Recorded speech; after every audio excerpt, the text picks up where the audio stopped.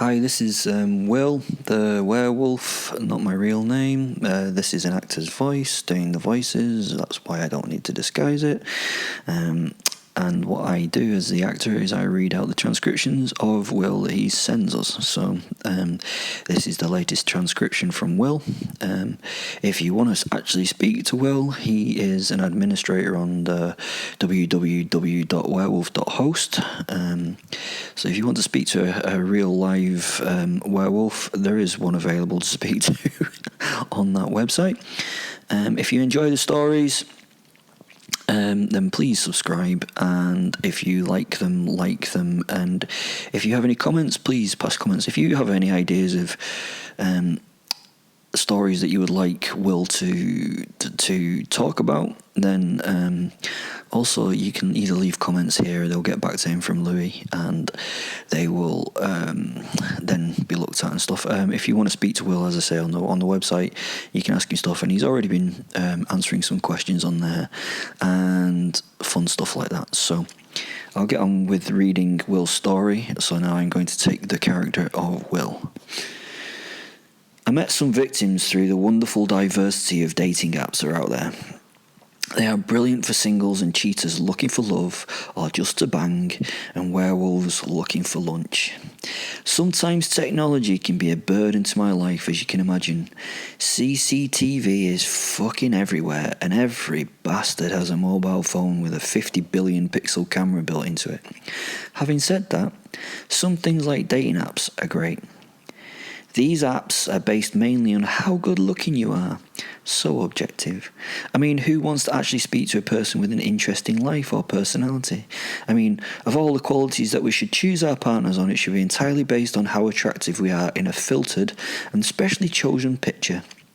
This paucity of people's choices made these apps so easy, especially for an 11 out of 10 like me. I could be contacted and would be contacted each week by the next batch of suitable suicidal hopeful candidates, and would peruse them with a very different purpose than the purpose for which the apps were designed. I would choose my victims for any particular reason that I deigned as appropriate. It may be a picture of them smiling, it may be that comment about them being a vegan in their profile, it may just be because they were called Tracy. At this point, I must warn you, Tracy is a be-killed name. I don't know why, but it triggers me deeply. I fucking hate Tracy's. Sorry, Tracy's. After making my menu choices, I would meet them in public place and woo them, all the while with the knowledge that the outcome of the first and typically last date was likely not to be what they expected, and really not so great for those I chose. I particularly enjoyed the liars. Not out of any sense of justice that I would hurt them for lying, but the fact that they thought they could get away with it. You know, the people whose picture is out of date by 10 years or filtered to fuck. Nothing is more frustrating than someone false advertising on Tinder. I also enjoyed the cheaters on these things, getting laid behind the backs of their beloved partners, which is fine as long as their beloved partners weren't getting laid behind their backs. Specially chosen photos that made certain angles so friends or loved ones could not recognise them. That's the world of the cheater. These meetings are always a surprise for my victims, but sometimes the outcome of these meetings can be a little bit surprising for me. And this is one of those. I was very surprised. I once had a meet, greet and eat planned with a lovely young vegan named Janice. We'd been chatting on Bumble, I think that was what it was called, and we'd gone to WhatsApp to then go out for a date. This date was particularly shocking for me. I'm used to people not looking like the pictures that they have on their profile, but this was on another level beyond that. I was minding my own business and waiting for the beautiful Janice to arrive, but was stunned when a large fat bald guy sat across from me at the table and introduced himself as Janice. I had to pick my jaw up from where it had landed on the table. My mind kind of went into overdrive in order to try and process what the fuck had just happened. This guy sat across from me with his elbows on his table and his fingers steepled together in front of him.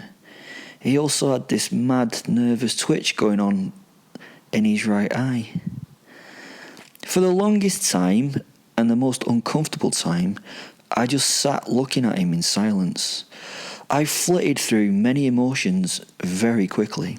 Amusement, hate, sadness, and anger. I was an emotional time bomb waiting to rage on this fool. Then I just got kind of interested. I was intrigued. What did he think was going to happen?